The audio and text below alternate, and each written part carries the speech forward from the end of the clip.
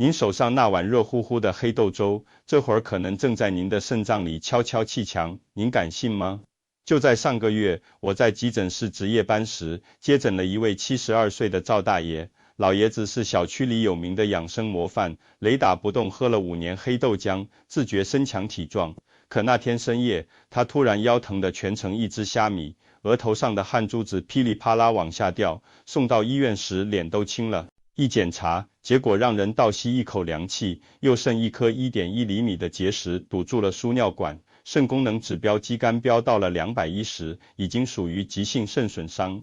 老爷子躺在病床上，抓着我的手哆嗦着问陆医生，我天天喝黑豆浆补身体，这石头是哪来的啊？这不是养生的吗？您心里肯定也纳闷，对吧？黑豆不是好东西吗？问题啊，压根不出在黑豆身上，而出在您每天往里加的那1、2样搭档上，就是这些您以为的黄金组合，像温水煮青蛙一样，悄无声息地透支着您肾的寿命。最新的中国老年营养健康报告里写得清清楚楚，60岁以上的长辈，每10个人里头就有3个肾脏已经悄悄出了毛病。更吓人的是，这其中超过1半的人自己完全没感觉。为啥？因为咱们的肾是个哑巴器官，它能忍啊，哪怕功能损了6、7成，它可能都不吭一声。等您真觉着不对劲了，往往情况就复杂了。我是陆成明，在肾内科干了快30年。今天我不跟您讲那些听不懂的医学名词，就跟您唠3句大实话。黑豆千万避开这3样吃，不然等于给肾里埋地雷。但要是配上另外3样家常东西，它就成了延年益寿的金丹。如果您觉得我讲的在理，请在评论区打个支持，这就是对我最大的鼓励。也欢迎您分享自己的看法或计划。那我先来说说开头那位赵大爷，他到底在豆浆里加了什么好东西？答案可能让您手里的碗都端不稳，就是咱们都觉得营养满满的牛奶。我猜您现在心里一定在嘀咕，陆医生，您是不是忙糊涂了？黑豆补钙，牛奶也补钙，强强联合不是更好吗？网上很多所谓的健康贴士也是这么教的。但我要告诉您一个在您身体里真实发生的、有点残酷的真相，这个完美组合正在您肾脏里上演一场看不见的水泥浇筑。您想啊，黑豆里含有大量的磷，每100克黑豆，磷含量能达到500毫克左右，而牛奶呢，是补钙能手，每100毫升大约含钙120毫克。这2样东西单独看，个个都是优等生。可坏就坏在，当大量的磷遇上大量的钙，在您肠胃里一碰头，事儿就来了。它们特别喜欢结合在一起，变成一种叫磷酸钙的东西。这磷酸钙是啥性质？它不溶于水，质地很硬，有点像水泥出凝时的状态。您想想，水泥粉加了水，是不是慢慢就板结了？这些小小的、坚硬的磷酸钙颗粒，您的肠胃根本消化不了，也吸收不了，那它们去哪儿呢？只能混进血液里，随着血液流遍全身，血液最后都要流到哪儿去过滤净化？对，就是肾脏。肾脏就像咱们家里的超级净水器，一天要过滤处理180升血液，把废物排出去，把有用的留下来。可当这些水泥渣子一样的磷酸钙沉淀，源源不断地随着血液涌过来，这个精细的过滤网就会被一点点堵上，今天一点，明天一点，日积月累，小的沉淀就抱团成了大的结石。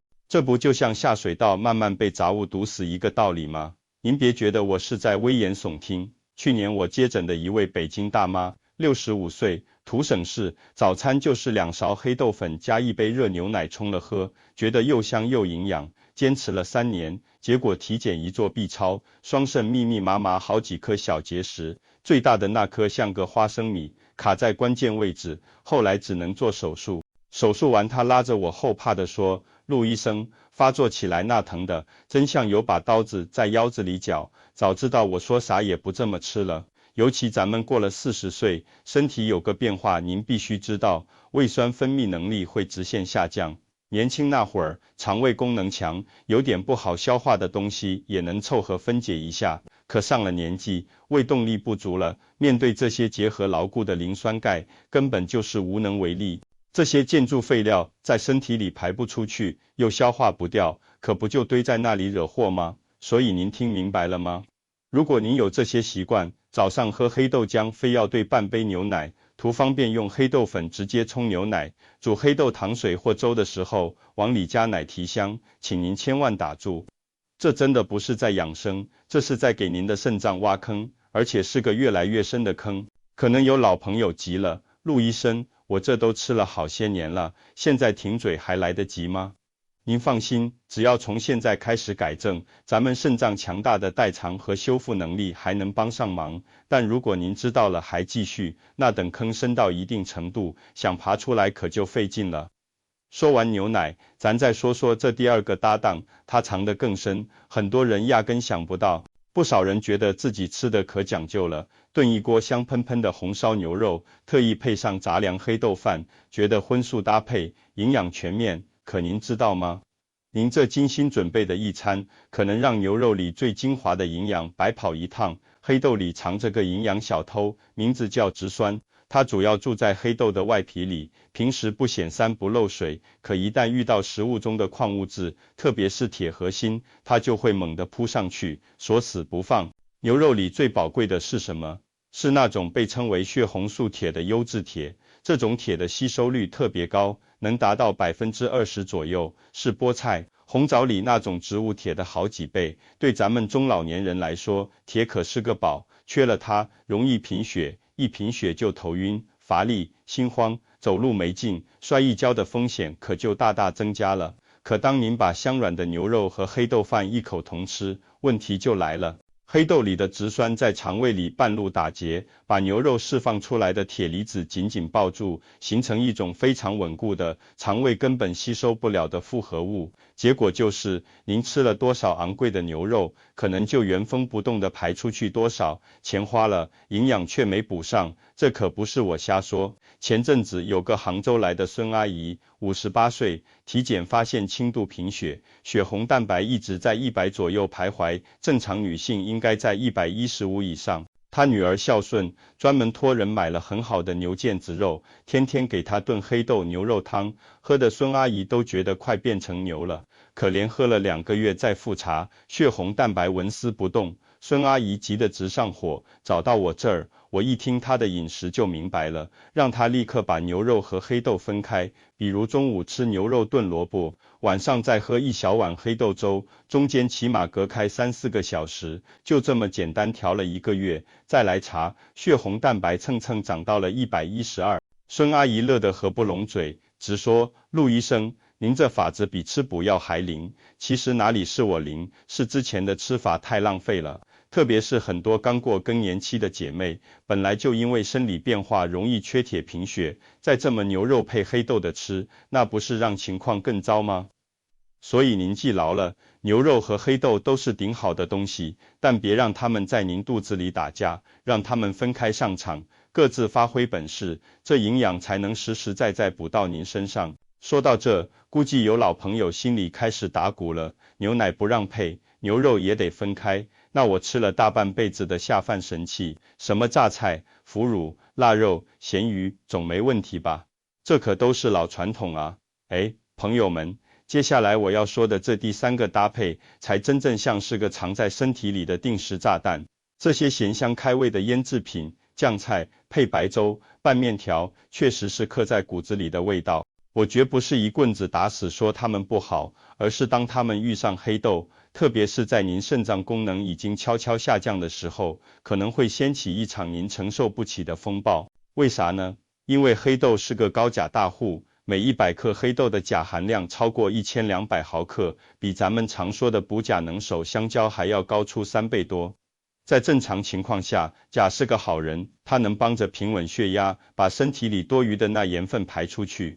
但这有个非常重要的前提，您的肾脏功能必须是好的，能及时处理这些钾。可现实是，根据流行病学数据，60岁以上的老年人，肾脏功能或多或少都有些自然衰退，10个人里可能有3-4个已经处于慢性肾病的早期阶段，只是自己完全不知道，因为肾太能忍辱负重了。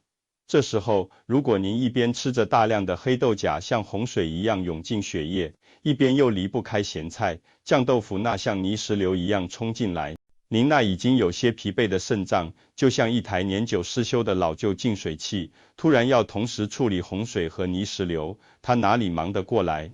处理不完的钾就会滞留在血液里，医学上这叫高钾血症。这毛病早期不声不响，可能就感觉手脚有点发麻，嘴周围刺刺的，接着就会觉得浑身没劲，而腿脚发软，走路像踩棉花。最危险的是，您的心脏也是肌肉啊，它也怕高钾，血钾太高，心脏跳动的电信号会乱套，医学上叫心律失常，严重时心脏可能说停就停，抢救都来不及。咱们回头想想开头那位赵大爷，他生病的根子很大一部分就在这里。他不仅早上黑豆浆配榨菜，中午是黑豆饭就着腐乳，晚上喝黑豆粥还要搭2块咸鱼。他的肾脏24小时不停工，加班加点处理这些高钾高钠的混合双打。终于有一天彻底累，罢工了，石头也形成了，指标也全线报警了。现在，请您再低头看看自己的脚踝和小腿，用手指用力按一下，看那个凹下去的坑，是不是很久才弹起来？下午或傍晚的时候，感觉鞋子变紧了吗？袜子脱下来，勒痕是不是半天消不掉？这些可能都是身体水分排不出去，肾脏在向您喊累的信号。千万别觉得人老了都这样，很多大病就是被这种不在意拖出来的。所以，如果您家里常备着这些咸菜酱货，同时又喜欢吃黑豆，请您务必做到一点，把咸菜的量减到原来的1半甚至更少，黑豆也别天天吃，隔1天吃一次，每次1小把就行，给您的肾脏留点休息和缓冲的余地，它才能更长久地为您服务。我知道，听到这，很多老朋友心都凉了半截，这也不能配，那也不能搭，黑豆干脆别吃了呗。难道干嚼豆子吗？别急别急，接下来我要说的才是今天真正的宝贝。有3样东西，家家厨房都有，几乎不花钱，和黑豆配在一起，非但没坏处，还能让黑豆的营养价值翻着跟头往上走。到底是哪3样？第1样，现在就安静地躺在您家冰箱里呢。这第一个黄金搭档就是鸡蛋。听到鸡蛋，您可能笑了，陆医生，这算什么宝贝？太普通了。对，就因为它太普通、太常见，所以它的好才总被咱们忽略。黑豆营养好，但它有个天生的短板，它缺一种叫做蛋氨酸的必需氨基酸。您可以把人体必需的8种氨基酸想象成拼成一幅健康图画的8块拼图，黑豆自己呢，能提供7块，就独独缺了这最后关键的1块。您说可惜不可惜？而鸡蛋，尤其是鸡蛋清，恰恰富含这种蛋氨酸。当黑豆遇上鸡蛋，最后那块拼图，咔嗒一声就严丝合缝地对上了。这在营养学上叫蛋白质互补作用。本来黑豆里的植物蛋白，咱们身体吸收率大概在65%左右，算不上顶尖。可一旦配上鸡蛋，这个吸收率能一下子飙升到95%以上。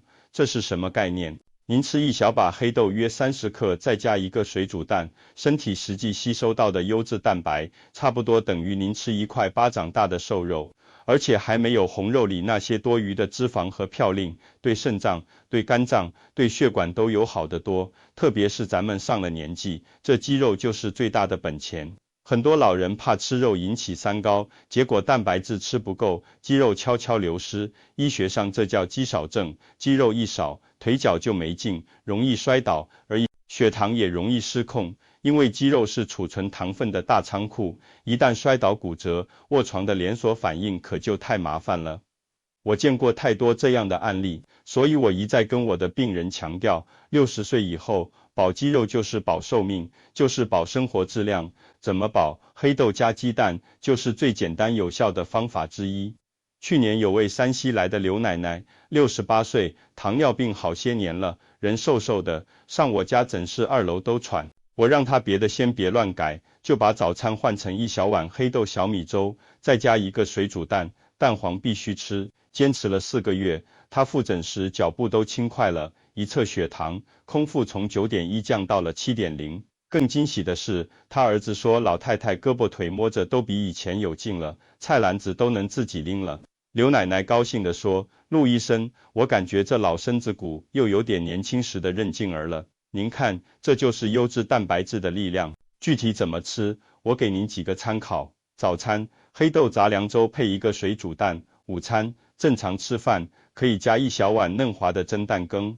晚餐，吃10来粒醋泡黑豆，这个后面会讲。再吃个少油煎的荷包蛋也行。记住几个要点：鸡蛋最好用煮的或蒸的，少用油煎炸，高温会破坏营养。蛋黄千万别扔。食物中的胆固醇对咱们老年人血液胆固醇的影响，远没有以前想的那么可怕。它里面的卵磷脂、维生素等都是宝贝。每天保证吃一个全蛋，对绝大多数人来说，好处远远大于风险。说完了鸡蛋，咱来说说的2样宝贝，这个很多人确实忽略了，就是糙米或者各种杂粮。我知道很多朋友所谓的吃粗粮，就是煮白米饭时随手撒一把黑豆。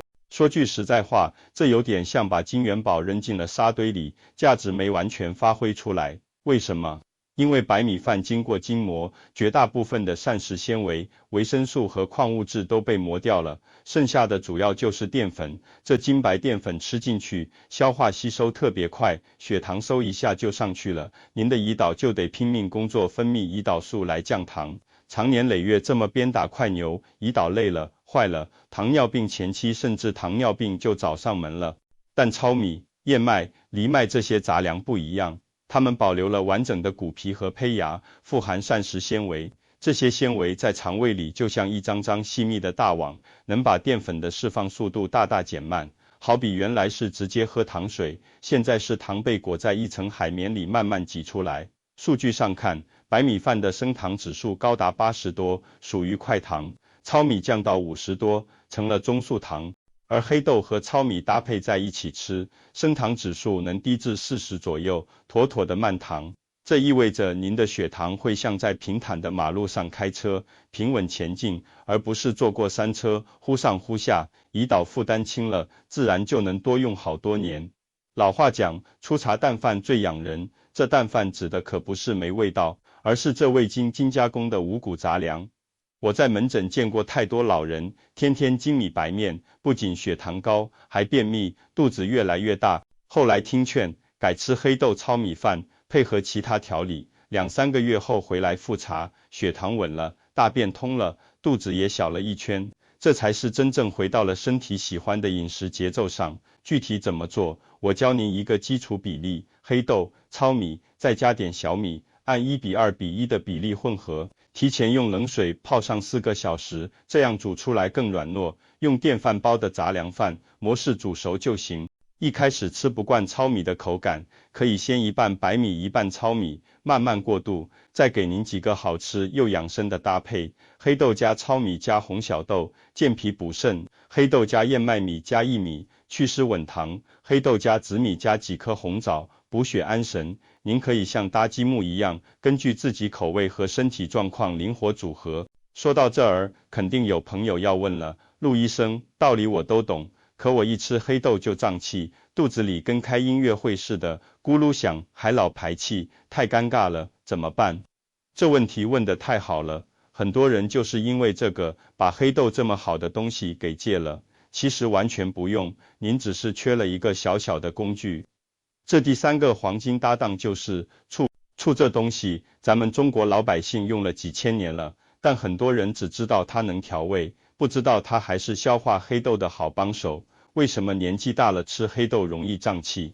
根源还是咱们前面说的，40岁后胃酸分泌能力下降。胃酸是干嘛的？它是消化蛋白质的先锋军，负责把大块的蛋白质初步剪碎。黑豆的植物蛋白本就比较难消化，胃酸不足，这剪刀不够锋利，黑豆蛋白没被充分处理就进了肠道。肠道里的细菌一看来了这么多硬货，赶紧发酵帮忙。这一发酵，气体就大量产生了，所以您会感觉肚子胀、爱打嗝、排气多。而醋，特别是粮食酿造的老陈醋，里面含有丰富的醋酸和多种有机酸，它们一进到胃里，就能温和的刺激胃壁，促进胃液分泌，相当于给您补上了那把钝剪刀。同时，醋还能软化黑豆那坚韧的膳食纤维结构，让营养更容易被释放出来，好比给生锈的齿轮滴了点润滑油，整个消化过程就顺畅多了。而且相关研究也发现，吃饭时加点醋能有助于餐后血糖的平稳。那醋具体怎么用呢？最简单经典的就是做醋泡黑豆。您买些好黑豆，用小火慢慢炒到豆皮开裂，豆香飘出，注意不要炒焦，放凉后装进干净无水的玻璃罐，倒入老陈醋，醋要完全没过黑豆，盖上盖子，放进冰箱冷藏室，泡上1个星期就可以吃了。每天早晚各吃10到15粒，细嚼慢咽。刚开始会觉得酸，习惯了反而会觉得酸甜可口，特别开胃。很多老人家胃口不好，饭前吃几粒，食欲就来了。除了泡着吃，您也可以在煮黑豆汤、黑豆粥时，临出锅前滴上几滴醋，或者吃黑豆饭时，用一点点醋、生抽和香油调个蘸汁。记住，醋是点睛之笔，不用多，几滴足矣，放多了太酸可能引起不适。好了，3个能让黑豆营养更好的黄金搭档说完了。鸡蛋补充营养，糙米帮助平稳，醋来助力消化。这3样东西家家户户都有，不用您多花1分钱，关键是要用对地方，懂得搭配。我知道大家一定很关心，开头那位情况较重的赵大爷，后来怎么样了？他回去时，我给他提了个特别的建议，不是药方，是实方。第一，停掉黑豆配牛奶、黑豆配咸菜的吃法。第二，改成早餐吃黑豆糙米粥加1个水煮蛋，午餐正常吃，但要清淡少盐。晚餐吃10粒醋泡黑豆，搭配1大盘清炒的绿叶蔬菜，就这么简单。半年后，赵大爷来复查，我拿起他的化验单一看，心里一块石头落了地，相关指标明显改善，身体的不适也基本消退，肾结石情况稳定。更让我高兴的是，赵大爷整个人的精气神都回来了，面色红润，说话中气十足。他握着我的手，动情地说：“陆医生，我以为往后都得离不开药了，没想到就换了种吃法，这身子骨自己就慢慢缓过来了。您这是帮了我的大忙啊！”其实我哪里帮了他，我只是把他带上了一条正确的路。很多时候，身体不是因为吃了东西，而是吃错了方法导致的。身体本身有强大的自愈力，只要您给它提供对的材料，减轻它的负担，它自己就知道该怎么修复。我给您总结了一个最简单的1周参考吃法，您可以存起来，或者记在厨房显眼的地方。周1至周5，早餐固定1碗黑豆糙米或小米粥，加上1个水煮鸡蛋。午餐正常吃您喜欢的饭菜，记住大原则：菜多，肉适量，饭杂，口味淡。晚餐10粒醋泡黑豆细嚼慢咽，搭配1份清炒的时蔬，比如西兰花、菠菜、小白菜等。周6周日可以稍微放松调剂一下，比如午餐吃点鱼肉、饺子。但核心的搭配原则要注意，不配牛奶，不与大量红肉同餐，不配咸菜酱货。还有几个关键数字请您记牢。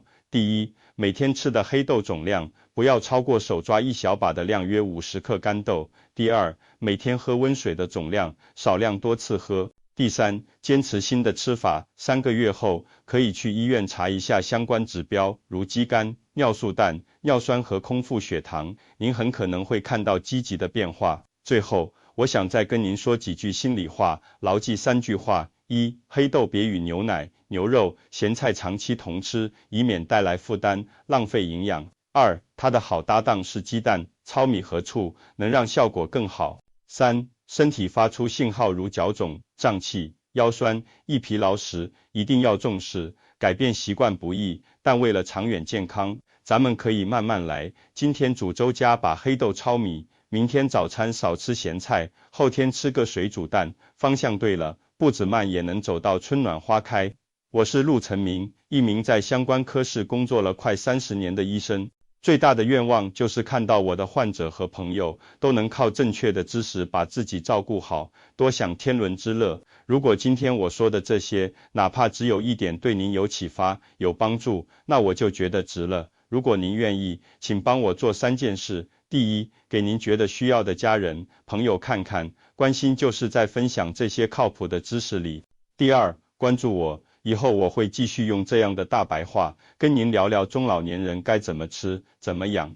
第三，在评论区告诉我，您听完之后，最先想改变哪个饮食习惯，或者您还有什么困惑，我会尽量抽时间看看大家的留言。最后，还是要郑重地提醒一句，我分享的所有内容都是基于科普和健康建议，不能替代您的主治医生面对面的诊断和治疗。如果您已经确诊有肾脏情况、高血压、糖尿病等慢性状况，或者正在长期服药，在调整您的饮食结构前，一定要先咨询您身边的医生，根据您的个人情况制定最合适的方案。健康这条路道阻且长，但行则将至，陆医生会一直在这里陪着您，咱们一起走稳、走好，下期再见。